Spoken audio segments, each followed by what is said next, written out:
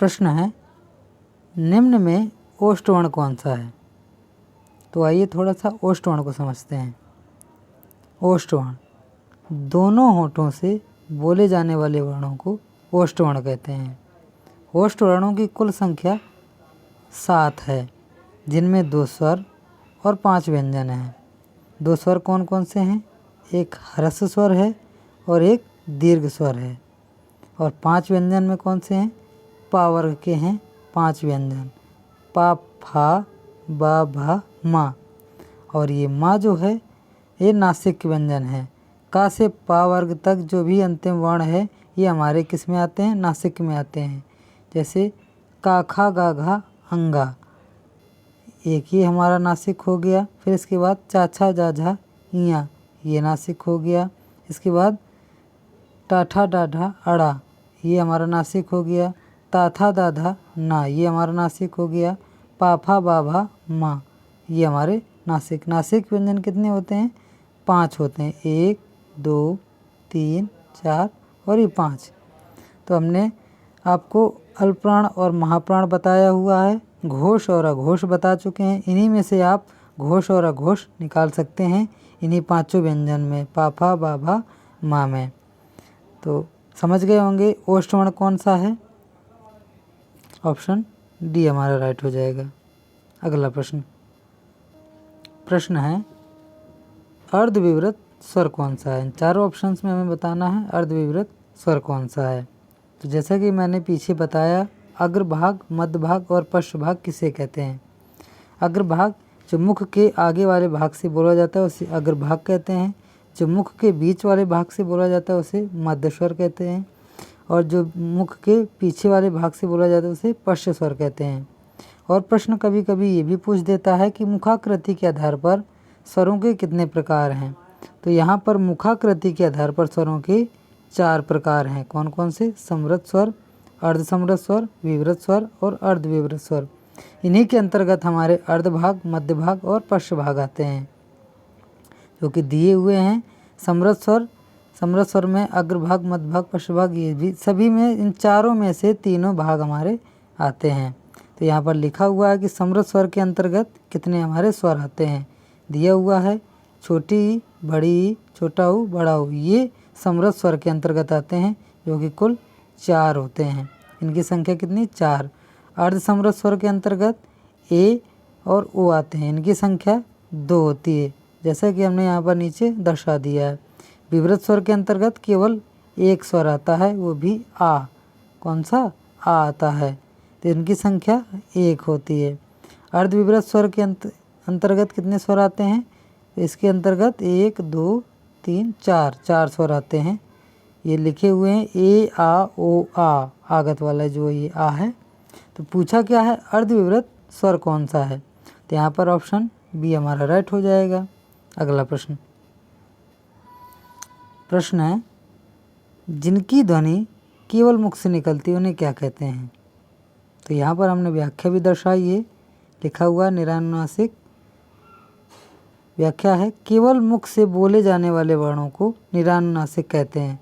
अर्थात जो ये पूछा है जो वही हमारा आंसर है, ऑप्शन डी हमारा राइट हो जाएगा। निरानुनासिक स्वर, जिनकी ध्वनि केवल मुख से निकलती है उन्हें निरानुनासिक स्वर कहते हैं। जैसे एग्जाम्पल दिया हुआ, घर, अपना, आप आदि। इस प्रकार के शब्दों को केवल मुख से ही बोला जाता है। इनकी ध्वनि केवल मुख से निकलती है, ना कि नाक से। अब यहाँ पर नोट एक दिया हुआ है, नोट हमेशा महत्वपूर्ण होता है। नोट क्या दिया हुआ है? इन्हें मौखिक ध्वनियाँ भी कहते हैं। इन्हें क्या कहते हैं? मौखिक ध्वनियाँ भी कहते हैं। अब आगे अनुनासिक भी दिया हुआ है। अनुनासिक की परिभाषा क्या है?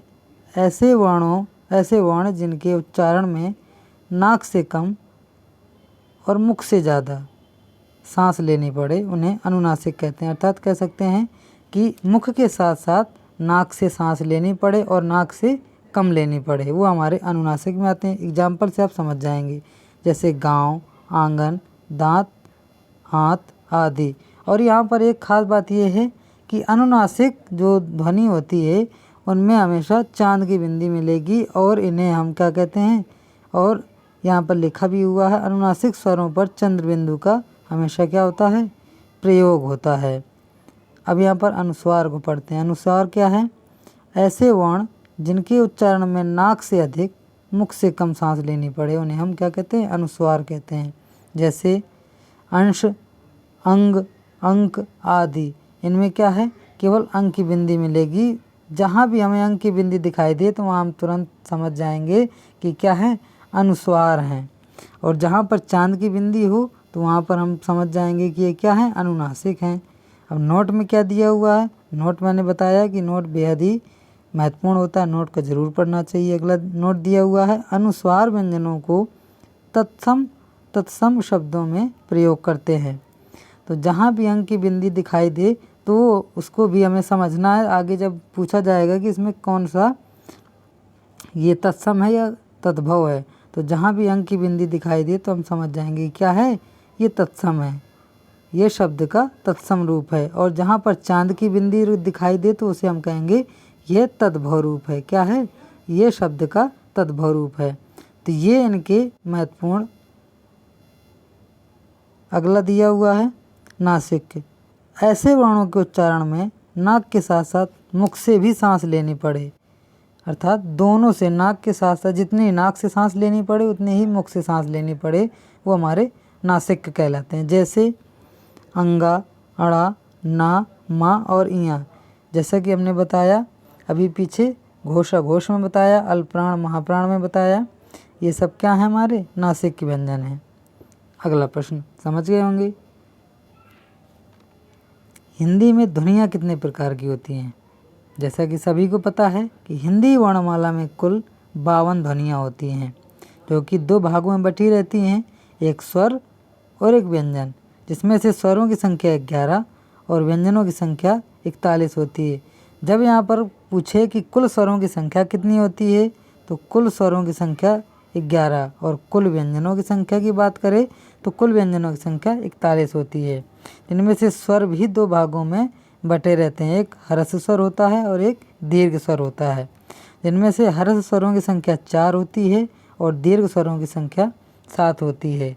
और जब भी पूछे कि मूल स्वरों की संख्या कितनी होती है, तो यहाँ पर हमें बताना होगा कि मूल स्वरों की संख्या 4 होती है। कितनी होती है? 4 होती है। आ, ई, उ, रे। और दीर्घ स्वरों की संख्या 7 होती है। बड़ा आ, बड़ी ई, ए, आए, ओ, आओ, ये हमारे क्या हो गए? दीर्घ स्वर हो गए। अब आइए थोड़ा व्यंजन की बात कर लेते हैं। व्यंजन हमारे 41 होते हैं, जिनमें से 33 हमारे क्या होते हैं? मूल व्यंजन होते हैं। मूल व्यंजन जिन्हें हम कहते हैं, तो मूल व्यंजन हमारे 33 होते हैं।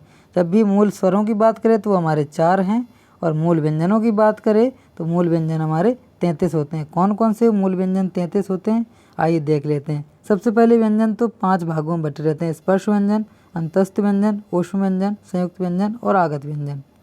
अब ये हमारे मूल व्यंजन कौन कौन से हुए? मूल व्यंजन में शामिल है स्पर्श व्यंजन, अंतस्थ व्यंजन और ऊष्म व्यंजन। ये हमारे क्या हैं? तीनों मूल व्यंजन में आते हैं। तो ये 33 वर्ण हमारे क्या हुए? मूल व्यंजन कहलाए। स्पर्श व्यंजन कौन से हैं?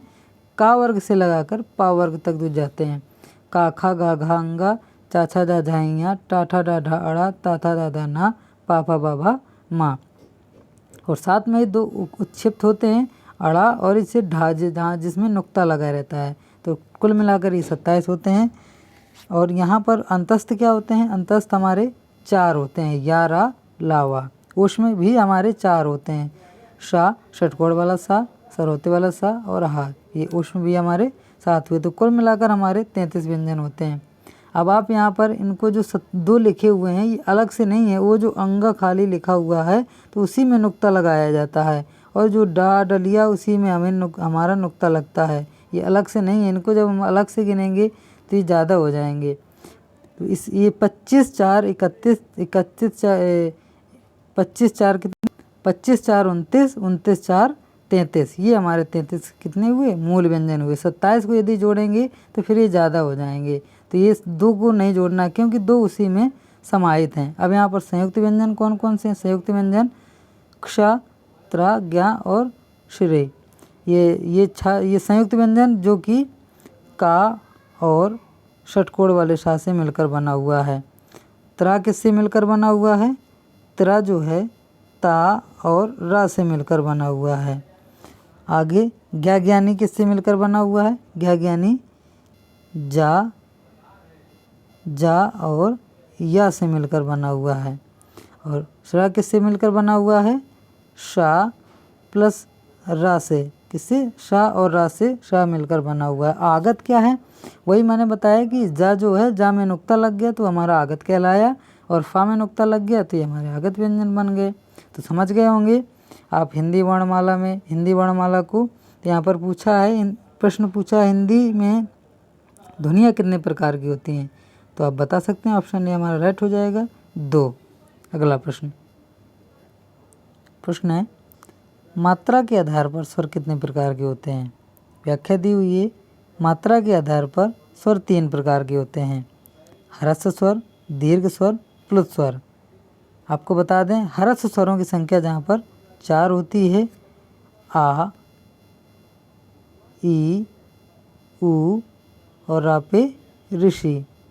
अब दीर्घ स्वर हमारे 7 होते हैं, बड़ा आ, बड़ी ई, बड़ा उ, ए, आए, ओ, आओ। ये हमारे क्या हुए? दीर्घ स्वर हुए। इनकी संख्या 7 है, ह्रस्व स्वरों की संख्या 4 है। प्लुत स्वर क्या है? जिनको बोलने में ह्रस्व और दीर्घ दोनों से ज़्यादा समय लगे वो हमारे प्लुत स्वर हैं। जैसे ओम होता है हमारा, ओम बोला जाता है, और राम होता है, राम बोला जाता है। तो ये हमारे क्या प्लुत स्वर में आते हैं। अब इनकी परिभाषा शायद मैं बता चुका हूँ, ये प्रश्न दोबारा से रिवाइज हुआ है, रिपीट हुआ है, तो समझ गए होंगे। मात्रा के आधार पर स्वर कितने प्रकार के होते हैं? ऑप्शन बी हमारा राइट हो जाएगा, 3 प्रकार के। अगला प्रश्न है निम्न में से कौन सा मूल दीर्घ स्वर नहीं है? यहाँ पर नहीं की बात कर रहा है, इनमें से बताना है चारों ऑप्शंस में कौन जो ऐसा है स्वर जो मूल दीर्घ स्वर नहीं है। तो सबसे पहले हम मूल दीर्घ स्वरों को जानते हैं। मूल दीर्घ स्वर किसे कहते हैं? यहाँ पर हमने परिभाषा लिखी है, जो वर्ण अपने ही वर्ण से मिलकर दीर्घ वर्ण का निर्माण करे उसे हम क्या कहते हैं? मूल दीर्घ स्वर कहते हैं। मूल दीर्घ स्वर 3 होते हैं, कौन कौन से? आ, ई और उ। ये वर्ण कौन? ये वो वर्ण हैं जो अपने ही वर्णों से मिलकर दीर्घ स्वर का निर्माण करते हैं। जैसे आ है, बड़ा आ, तो ये किससे मिलकर बना हुआ? आ प्लस आ, इससे मिलकर बना बड़ा आ। ई है तो ई हमारी छोटी ई प्लस छोटी ई से मिलकर बनी बड़ी। ऊ, बड़ा ऊ किससे मिलकर बना हुआ? छोटा ऊ प्लस छोटा ऊ से मिलकर हमारा बड़ा ऊ बना। तो यहाँ पर मूल दीर्घ स्वर कितने हुए? 3 हुए, आ, ई, उ। इनके अलावा जो भी ऑप्शंस में होगा वो हमारा राइट हो जाएगा। यहाँ पर हमारा बड़ा ऊ है, ये नहीं होगा, बड़ी ई है, ये नहीं होगा, आ है, ये नहीं होगा, ये ओ जो है ये ओ हमारा क्या मूल दीर्घ स्वर नहीं है। क्यों? क्योंकि ओ जो है आ प्लस ऊ से मिलकर बना हुआ है। आओ किससे मिलकर बना हुआ है? आ प्लस ऊ से। ए किससे मिलकर बना हुआ? आ प्लस बड़ी ई से। ए किससे मिलकर बना? आय है ये। ए किससे मिलकर बना हुआ है? आ प्लस छोटी ई से। बड़ा ऊ किससे मिलकर बना हुआ है? ऊ प्लस ऊ से। तो ये हमने बता दिया है कि ये हमारे 3 क्या हैं? मूल दीर्घ स्वर हैं। अगला प्रश्न समझ गए होंगे। प्रश्न है जिनका उच्चारण स्वतंत्रता से होता है और जो व्यंजन के उच्चारण में सहायक होते हैं उन्हें क्या कहते हैं? तो जो व्यंजन के उच्चारण में सहायक होते हैं उन्हें स्वर कहते हैं। ये हम बता चुके हैं कि व्यंजन के उच्चारण में जो सहायता करते हैं उन्हें स्वर ही कहते हैं। अगला प्रश्न काकल्य वर्ण कौन सा है? तो काकल्य वर्ण केवल हा है एक ऐसा जो काकल्य वर्ण में आता है। अगला प्रश्न यदि यहाँ पर या की बात करें तो या हमारा अंतस्थ में आता है, सा की बात करें तो ये ऊष्म में आता है, अना की बात करें तो ये हमारे नासिक में आते हैं। किस में आते हैं? नासिक के व्यंजन में। केवल हा एक ऐसा है जो क्या है हमारा काकल्य वर्ण है। अगला प्रश्न र का विवरण है। यहाँ पर बताना है कि वत्स है या लुंठित है या सघोष है या अल्प प्राण व्यंजन है। ये चारों ऑप्शंस हैं। तो चलिए एक एक ऑप्शंस को हम पहले चेक कर लेते हैं। वत्स दिया हुआ है, वत्स को चेक करते हैं। वत्स क्या है? दांतों के पीछे का कठोर हिस्सा वत्सर कहलाता है। क्या कहलाता है? वत्सर कहलाता है। जिनकी संख्या 5 होती है, ना, सा और जा नुक्ता वाला और इसके बाद ला, ये हमारे किस में आते हैं, उत्स्वर में आते हैं। और ला हमारा लुंठित स्वर भी है। काकल्य स्वर हमारा हा है, ध्यान देना है बिल्कुल। ला जो है, हा जो है हमारा काकल्य है और ला क्या है हमारा लुंठित है। और सघोष हम चेक करते हैं तो सघोष में क्या आता है, सघोष में हमने बताया था कि हमारे चारों अंतस्थ आते हैं। कौन कौन से, या, रा, ला और वा, ये हमारे सघोष में आते हैं। तो सघोष भी हमारा सही हो गया। अल्प प्राण व्यंजन, अल्प प्राण क्या है हमने ये भी बताया था। प्राण अर्थात वायु, इनके उच्चारण में जो है हमारे मुख से वायु कम मात्रा में निकले, उन्हें हम अल्प प्राण व्यंजन अल्प प्राण कहते हैं। अब अल्प प्राण व्यंजन में कौन कौन सा वर्ग आता है, तो मैंने बताया था कि जैसे हम लिखेंगे का, खा, गा, घा, अंगा, प्रत्येक वर्ग में 5 वर्ण होते हैं। इसी प्रकार से पा वर्ग तक चलता है, का वर्ग से लगा के पा वर्ग तक। तो अब हमें यहाँ पर चेक करना है। तो मैंने बताया था कि प्रथम, तृतीय और पंचम, ये प्रथम, तृतीय और पंचम ये हमारे क्या हैं, अल्प प्राण हैं। अब हम चेक कर लेते हैं। इसके बाद क्या आएगा हमारा, चा, छा, जा, झा, इया आएगा। फिर इसके बाद टा, ठा, डा, ढा, अड़ा आएगा। ता, था, दा, धा, ता, था, दा, धा, ना आएगा। फिर इसके बाद या, रा, ला, वो आएगा। तो ला कहाँ पर आएगा, यहाँ पर आएगा। और ला यहाँ पर आया तो प्रथम के बाद क्या है, तृतीय, फिर इसके बाद पंचम। तो तृतीय में क्या है हमारा, ला आया। तो ये हमारा अल्प प्राण व्यंजन है। तो ऑप्शन ए हमारा राइट हो जाएगा। अगला प्रश्न, द्रग का वर्ण विच्छेद है, संधि विच्छेद बताना है इसे। वर्ण विच्छेद बताना है। वर्णों का विच्छेद यहाँ पर हो रहा है। तो द्रग का वर्ण विच्छेद दा और रा पे ऋषि प्लस साथ में गा हरंत वाला प्लस आ, ये हमारा क्या है, वर्ण विच्छेद है। ऑप्शन ए हमारा राइट हो जाएगा। कभी कभी ये चारों ऑप्शंस में हम दिए रहते हैं और एक और ऑप्शन दिया रहता है, लेकिन हम ध्यान नहीं देते हैं और उसी को लगा करके चले आते हैं। वहाँ पर क्या दिया रहता है, वहाँ पर दिया तो रहता है लेकिन हलंत नहीं लगा रहता है गा में, और वो गा भी दिया रहता है। तो हम सोचते हैं कि हो सकता है शायद सही होगा, लेकिन वहाँ पर क्या होता है, हलंत जो गा है वो हमारा राइट होता है। ऑप्शन ए राइट हो जाएगा। अगला प्रश्न, सघोष वर्ण कौन सा है। जैसा कि मैंने बताया है कि अघोष और सघोष वर्ण क्या होते हैं, जो कि का वर्ग से शुरू होकर पा वर्ग तक जाते हैं। ये इन्हीं में हमारे अल्पप्राण और महाप्राण और सघोष और अघोष होते हैं। तो का, खा, गा, घांगा, चाछा, जा, झाइया, टाठा, डाढ़ा, अड़ा, एक वर्ग हम लिख लेते हैं, का, खा, गा, घा, अंगा। जैसे कि मैंने बताया था सघोष वर्ण, सघोष वर्ण मैंने क्या बताया था कि प्रत्येक वर्ग का तृतीय, चतुर्थ और पंचम, प्रत्येक वर्ग का क्या बताया था, तृतीय, चतुर्थ और पंचम। तो तृतीय, चतुर्थ, पंचम ये हमारे क्या हुए, सघोष हुए। बाकी का, खा हमारे क्या हुए, अघोष हुए। तो यहाँ पर ये इसी प्रकार से हम जब चेक करेंगे तो यहाँ पर तो का, खा, गा, घा, अंगा तो यहाँ पर दिया नहीं ऑप्शंस में। अब आगे चेक करेंगे, चाछा, जा, चाछा, जा यहाँ पर आएगा, जा यहाँ पर आएगा, झा यहाँ पर आएगा, इया तो ये भी नहीं दिया हुआ है। टाठा, डाढ़ा, अड़ा ये भी नहीं दिया हुआ है। ता, था, दा, धा, ना, ता, था, दा, धा, ना, तो धा, ता, था आता है हमारा किस में, अघोष में आता है। अब इसके बाद पा, फा, बा, भा, मा, पा, फा, बा, भा, मा किस में आते हैं, पा, फा, बा, भा और माँ, ये 5 वर्ण पावर का हो गया। तो पा तो हमारा आता है किसमें, अघोष में आता है। फा भी हमारा अघोष में आता है। ये दोनों अघोष हो गए, बाकी ये तीनों क्या हो गए, सघोष हो गए। तो बा हमारा क्या है, सघोष है। ऑप्शन सी राइट हो जाएगा। अगला प्रश्न समझ गए होंगे, ना समझे हो तो एक बार आप उस टेबल को निकाल कर देख सकते हैं। ऊष्म व्यंजन कौन सा है, जैसा कि मैंने बताया कि शाह, षटकोण वाला शाह, सा और हा, ये हमारे क्या हैं, ऊष्म व्यंजन हैं। जो भी ऑप्शंस में होगा वो हमारा राइट हो जाएगा, ऑप्शन ए राइट हो जाएगा। अगला प्रश्न,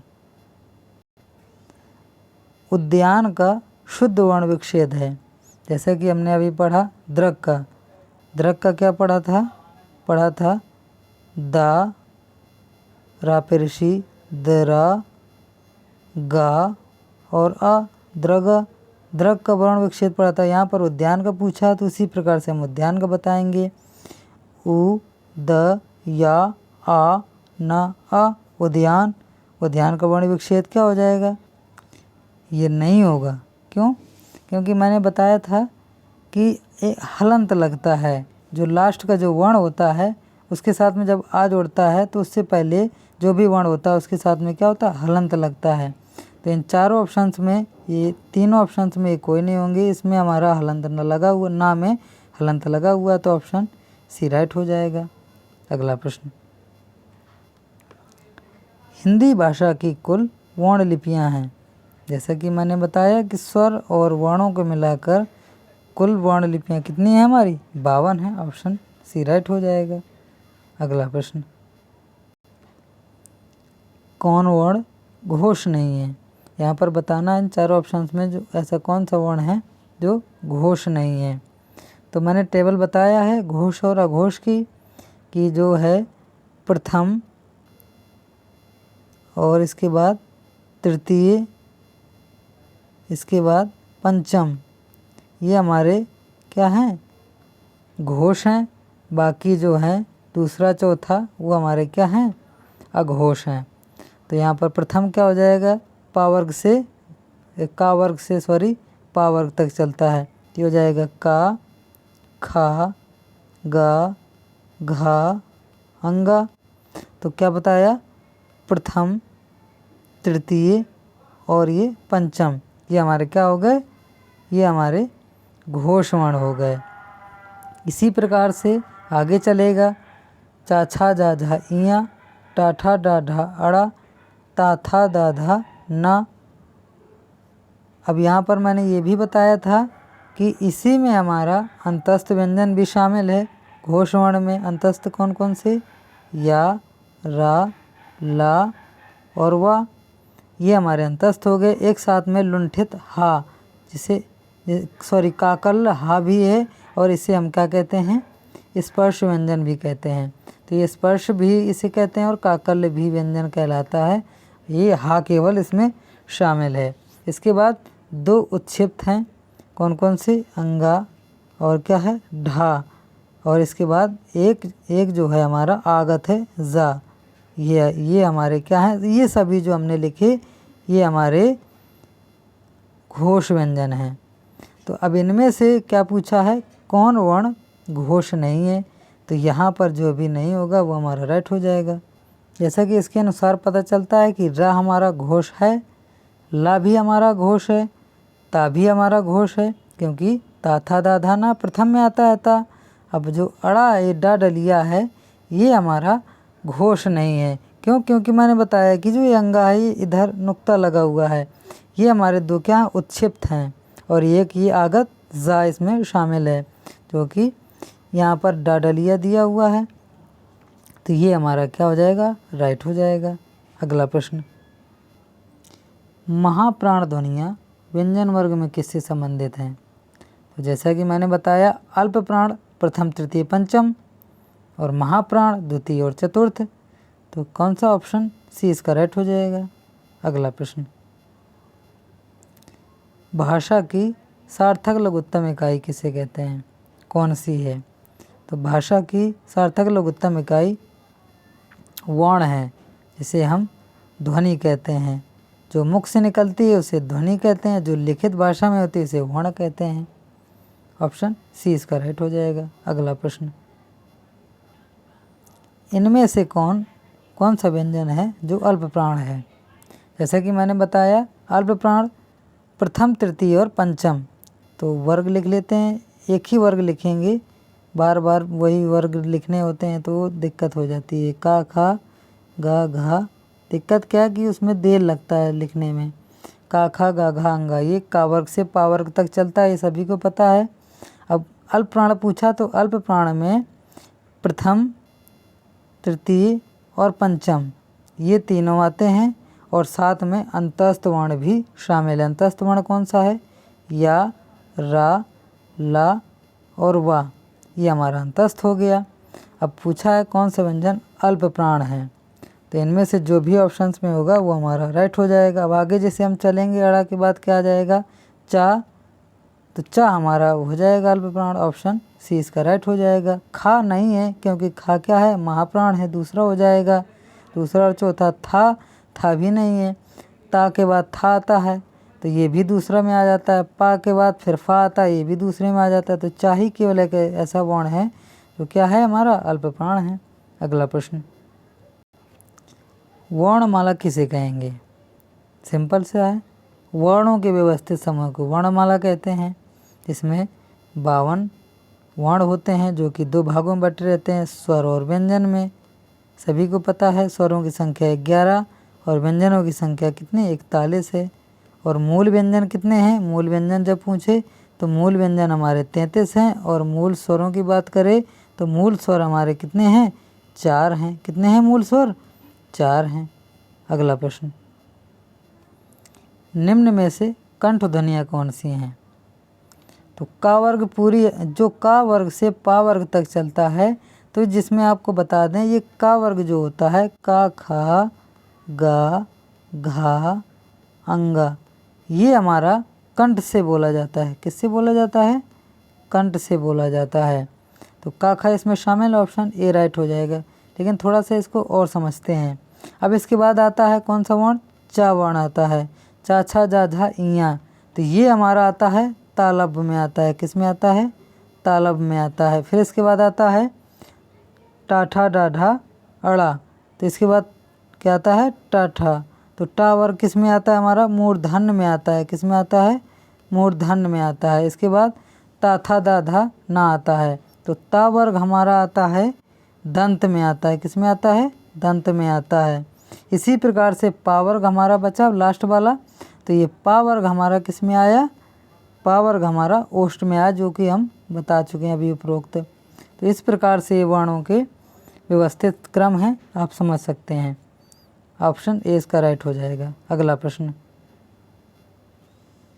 हिंदी शब्दकोश के अनुसार संतान, सकल, सचल और सक्षम शब्दों का सही क्रम कौन सा है?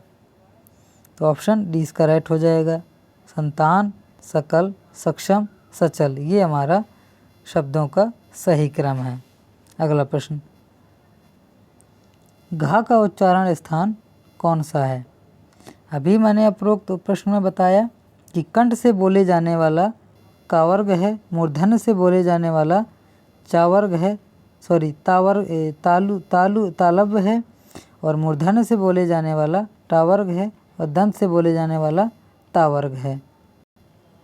ये का वर्ग है, मूर्धन्य जो है टा वर्ग है, तालु है चा वर्ग, दंत है ता वर्ग, ये आपके लिखे हुए हैं, आप समझ सकते हैं। तो घा क्या है? घा किस कौन से वर्ग में आता है? का वर्ग में आता है। का खा गा घा अंगा, तो ये कंठ हो जाएगा। ऑप्शन बी इसका राइट हो जाएगा। अगला प्रश्न, घा का उच्चारण स्थान कौन सा है? तो मैंने बताया कि कंठ से का वर्ग बोला जाता है, और तालु से चा वर्ग, मूर्धन्य से टा वर्ग, दंत से ता वर्ग, तो घा का वर्ग के अंतर्गत आता है। ऑप्शन बी हमारा राइट हो जाएगा। अगला प्रश्न, निम्न में से दंत वर्ण कौन सा है? तो दंत ता था दा धा ना, ऑप्शन सी हमारा राइट हो जाएगा। अगला प्रश्न, किस शब्द में रा पे ऋषि वाला जो है स्वर नहीं है? तो कृपा में है, कृष्णा में है, दृष्टि में है। ये यहाँ पर रिवाज नहीं है, यहाँ पर आज है, क्योंकि रिवाज में भी रा पे ऋषि निकल आता है। तो आज है हमारा यहाँ पर, तो ये ऑप्शन डी हमारा राइट हो जाएगा। आज में क्या है? ये रा पे ऋषि वाला स्वर नहीं है। अगला प्रश्न, किन ध्वनियों को अनुस्वार कहा जाता है। जैसा कि मैंने उपरोक्त बताया कि स्वर के बाद आने वाली नासिक ध्वनियाँ, नासिक ध्वनियाँ मैंने बताया था, उन्हें हम क्या कहते हैं? अनुस्वार कहते हैं। ऑप्शन ए हमारा राइट हो जाएगा। नासिक ध्वनियाँ 5 होती हैं, कौन कौन सी? मैंने बताया था, अंगा, मा, ना, अड़ा। कितने हो गए? 1 2 3 4। और एक क्या होती है? इयाँ। ये हमारे क्या हो गए? 5 नासिक ध्वनियाँ। अगला प्रश्न, वर्ण शब्द का अर्थ इनमें से कौन नहीं होता है? ऑप्शंस में आपको बताना है। वर्ण का अर्थ रंग होता है, बिल्कुल सही है। वर्ण का अर्थ जाति भी होता है, बिल्कुल सही है। वर्ण का अर्थ अक्षर भी होता है, लेकिन वर्ण का अर्थ आकाश नहीं होता है। ऑप्शन बी हमारा राइट हो जाएगा। अगला प्रश्न, अल्प प्राण ध्वनियों का समूह कौन सा है? जैसा कि हमने बताया है कि का वर्ग से पा वर्ग तक जो ध्वनियाँ जाती हैं वो अल्प प्राण, महाप्राण, अघोष और घोष के अंतर्गत आती हैं। का, खा, गा, घा, अंगा। और मैंने अल्प प्राण में बताया कि प्रथम, तृतीय और पंचम ये हमारे अल्प प्राण में आते हैं। साथ में अंतस्थ भी, या, रा, ला और वा, ये हमारे अंतस्थ में आते हैं। ये हमारे किस में आते हैं? अल्प प्राण में। बाकी जो बचे ये हमारे महाप्राण। तो इनमें से जो भी ऑप्शंस होगा राइट हो जाएगा। का है, फिर इसके बाद गा है हमारा, फिर इसके बाद अंगा। आगे फिर जैसे चलेंगे तो चा, छा, जा, झा, इयाँ, टा, ठा, चा, छा, जा, ये टा, ठा आ जाएगा। तो ये तो हमारा नहीं हुआ। का, खा, गा, ये भी नहीं हुआ, क्योंकि ये इसमें अल्प प्राण और महाप्राण दोनों शामिल हैं। चा हो जाएगा। चा वर्ग को हम देखते हैं तो चा, छा, जा, झा, इयाँ। तो चा हमारा पहला वर्ण है, प्रथम, तृतीय हमारा जा है, बिल्कुल सही मैच हो रहा है।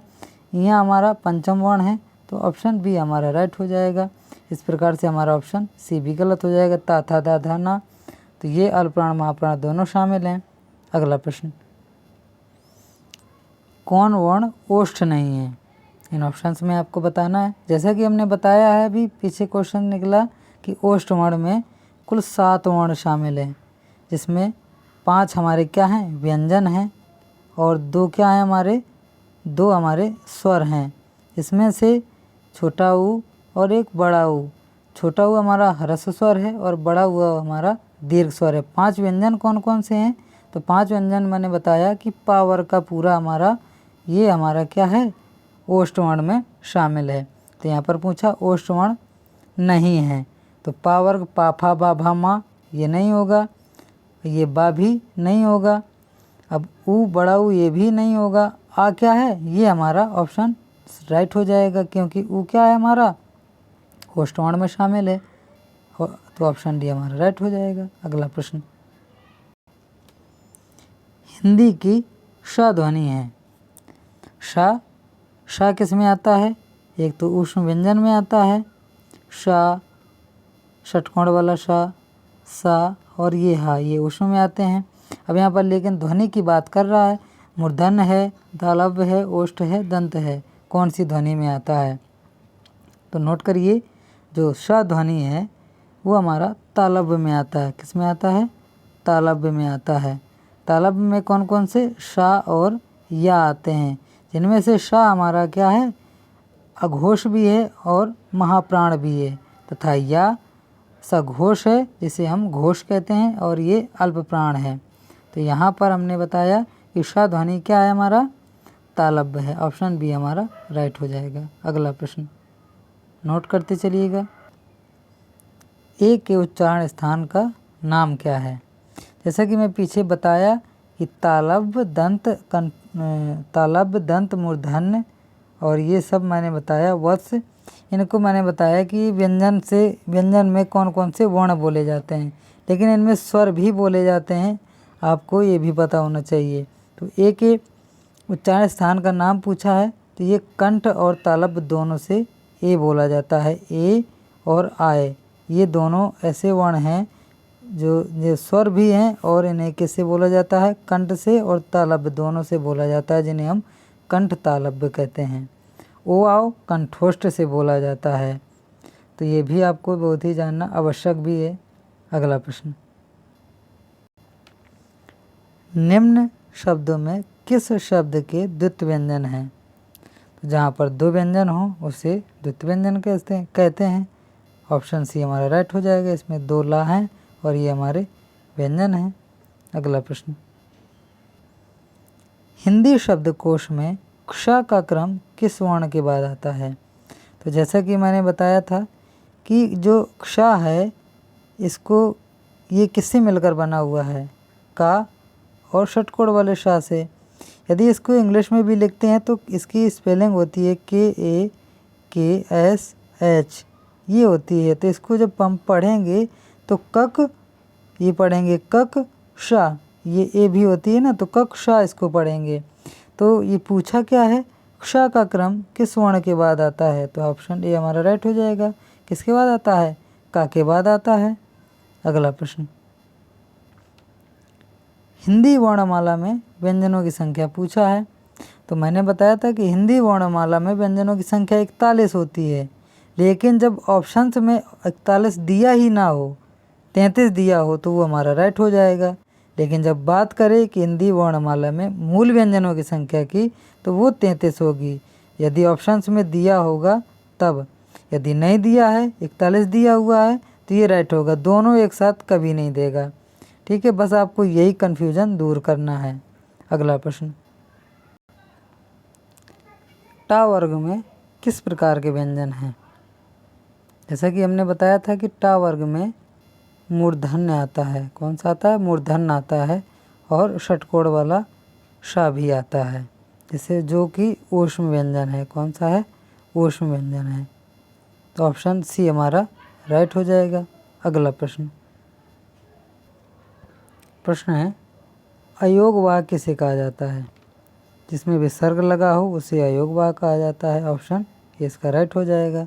अगला प्रश्न, हिंदी वर्णमाला में अंक और आहा क्या हैं? तो अंक से जब ना पता चले तो आहा हमारा क्या है? अयोग वा है। ऑप्शन सी हमारा राइट हो जाएगा। अंक हमारा नासिक में आता है, ये भी हमारे क्या है? नासिक हैं। लेकिन आहा हमारे दो बिंदी लगी हुई है, तो जहाँ पर दो बिंदी दिख जाए वो हमारे विसर्ग होते हैं, जिन्हें हम अयोगवाह भी कहते हैं। अगला प्रश्न, निम्न में से कौन सा शब्द अमात्रिक है? कारखाना में मात्रा है, अमिताभ में ये नहीं होगा, अमिताभ में मात्रा है ये भी नहीं होगा, कलरव में मात्रा नहीं है, ये हमारा राइट हो जाएगा। चहचहाना में मात्रा है, ये नहीं होगा। ऑप्शन सी हमारा राइट हो जाएगा। अगला प्रश्न, निम्न व्यंजनों में से कौन सा संयुक्त व्यंजन नहीं है? तो संयुक्त व्यंजन मैंने बताया था क्ष, त्र, ज्ञ, और इसके बाद क्या है हमारा? श्रा। क्ष किससे मिलकर बना हुआ है? का और खिटकोड़ वाले शा से। त्रा किससे मिलकर बना हुआ है? ता और रा से। ज्ञ किससे मिलकर बना हुआ है? जा और इया से। किससे मिलकर बना हुआ है? जा और इया से। श्रा किससे मिलकर बना हुआ है? शा और रा से। पूछा क्या है? संयुक्त व्यंजन कौन सा नहीं है? तो क्षा है, ये नहीं होगा। त्रा है, बिल्कुल है, ये भी नहीं होगा। शा है, हाँ बिल्कुल है, ये भी नहीं होगा। तो खिटकोड़ वाला जो षटकोड़ वाला शा है ये हमारा संयुक्त व्यंजन नहीं है। ऑप्शन बी हमारा राइट हो जाएगा। अगला प्रश्न, प्रयत्न के आधार पर ला किस प्रकार की ध्वनि है? ला जो है पार्श्विक ध्वनि। ऑप्शन ए हमारा राइट हो जाएगा। ला हमारी पार्श्विक है और हा हमारा क्या है? काकल्य है। इन्हीं में बहुत सा कन्फ्यूज रहता है बच्चों को। हा हमारा काकल्य है और ला हमारा क्या है? पार्श्विक है। और रा हमारा क्या है? लुंठित है। क्या है? लुंठित वर्ण है। तो आपके कन्फ्यूजन दूर हो गए। अगला प्रश्न, तो ये थे हमारे कुल 50 महत्वपूर्ण वर्णमाला से संबंधित प्रश्न। आई होप कि ये वीडियो आपको अच्छा लगा होगा। वीडियो अच्छा लगा हो तो वीडियो को लाइक करें, वीडियो को शेयर करें तथा सब्सक्राइब ज़रूर करें। आपके सब्सक्राइब से ही हमें मोटिवेशन मिलता है, तो सब्सक्राइब बटन ज़रूर दबाएं। आगे इसी प्रकार से आपको वीडियो मिलेगी। धन्यवाद।